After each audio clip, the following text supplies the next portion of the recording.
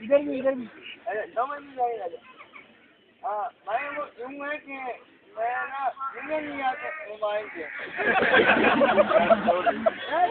मैं ना दावत नहीं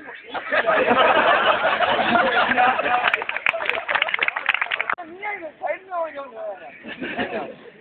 वो ऐसे ना वो मैं बहुत टेंशन में हूँ मुझे बदलना आप मुझे समझ नहीं आएगी और ऐसा नहीं ना बात यूँ है कि बात नहीं आती नहीं आते भाई मैं बड़ा प्रॉब्लम यूँ आजकल वो यूँ है कि मैं ना भैंस बहुत बीमार है भैंस का खर्चा होने वाला और मैंने डॉक्टर को फोन किया और मेरी भैंस थोड़ा जल्दी बुलवा